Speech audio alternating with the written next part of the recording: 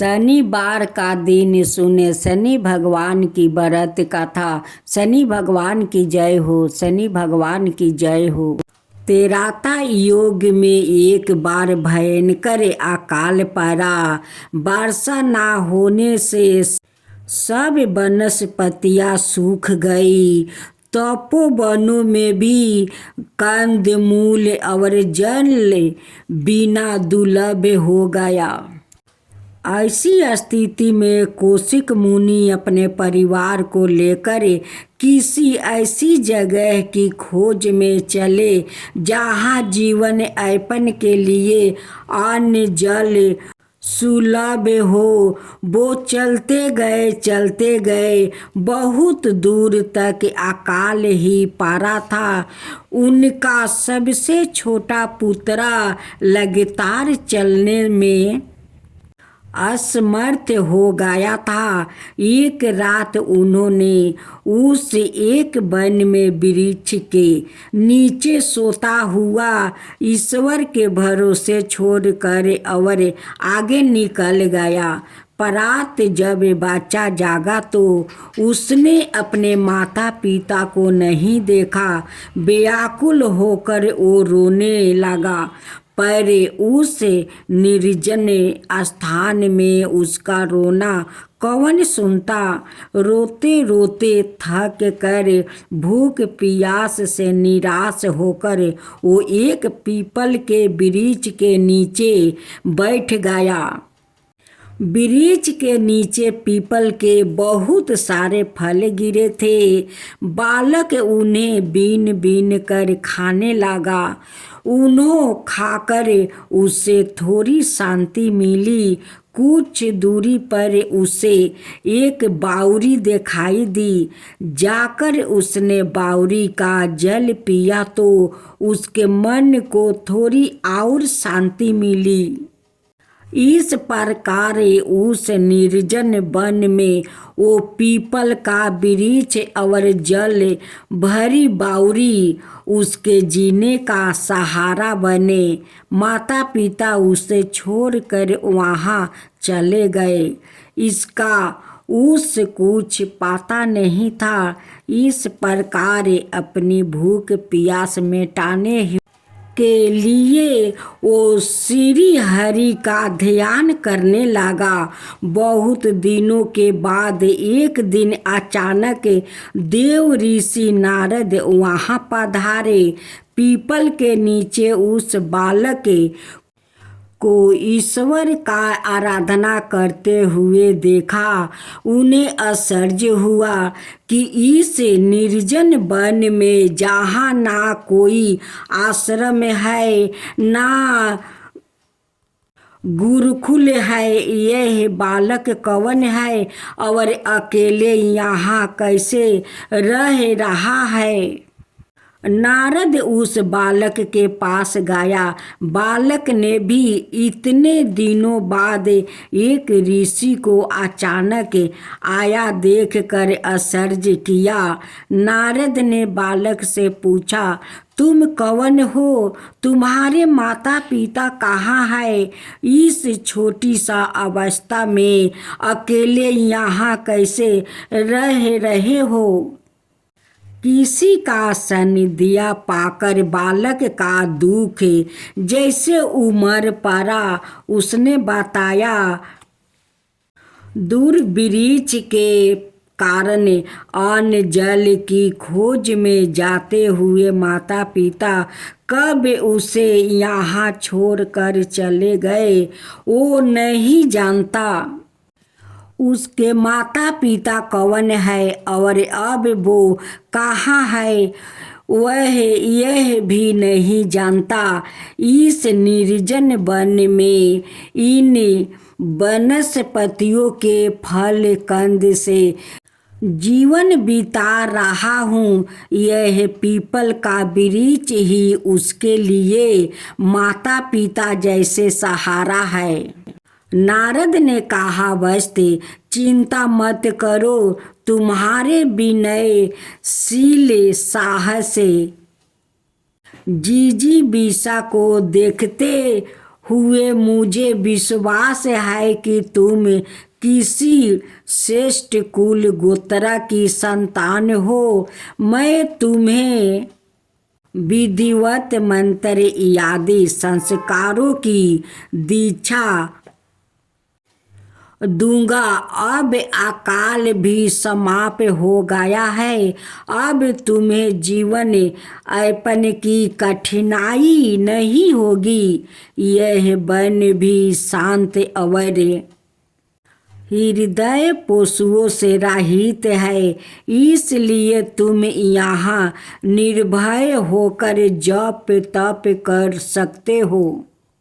यहाँ तुम भगवान विष्णु का ध्यान और ओम नमो भगवते वासुदेवा मंत्र का जप करना। एक दिन भगवान विष्णु प्रसन्न होकर तुम्हें अवश्य दर्शन देंगे।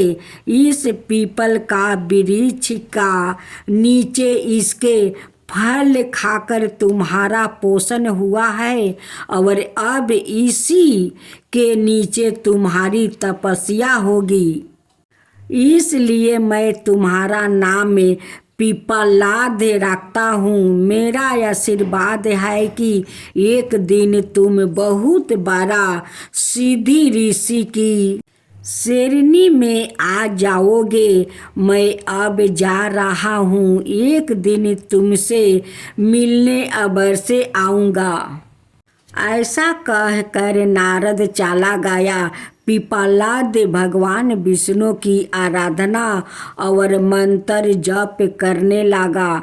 उनकी लगन और तप से संतुष्ट होकर भगवान विष्णु प्रकट हुए और कहा, पिपलाद, मैं तुम्हारी तपस्या से बहुत प्रसन्न हूँ, वर मांगो। पिपलाद ने आंखों खोली तो देखा कि सामने साक्षात चतुर्भुजा विष्णु भगवान शंख चक्र गदा प्रद्युम्न लिए खड़ा है। उनको देखते ही पिपलाद अपनी सूध बूध भूल कर भाव विह्वल हो गया, भगवान के चरणों में लिपट गया। भगवान विष्णु ने उन्हें प्रेम से उठाया और इच्छित वर मांगने के लिए कहा। पिपलाद ने कहा, प्रभु, आपके साक्षात दर्शन से बढ़कर और कुछ पाने की कामना नहीं है। मुझे देना ही है तो अपनी दृढ़ भक्ति दीजिए। विष्णु ने कहा, भक्ति तो तुम्हें प्राप्त हो चुकी है, ज्ञान भी तुम्हें प्राप्त हो गया है और अर्थ नरव पद प्राप्त कर पिपलाद संहिता का दृष्टा हो गया है। यह कहकर भगवान विष्णु अंतर्ध्यान हो गए। पिपलाद फिर विष्णु भक्त में लीन हो गया। कुछ दिनों के बाद नारद फिर आया। पिपलाद को भगवान विष्णु ने दर्शन दिया, ज्ञान और भक्ति का वरदान दिया। यह जानकर उन्हें बड़ी प्रसन्नता हुई। नारद को देखकर पिपलाद के मन में अपना अतिथि दुख देने लगा।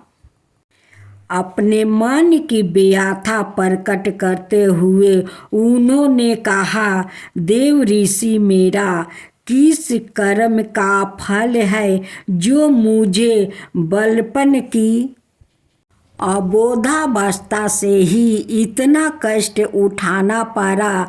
मेरे माता पिता और कुल गोत्र का कुछ पता नहीं। पीपल के नीचे रहकर उसके फल खाकर जीवित रहा। इसी कारण आपने मुझे पिपलाद नाम दिया।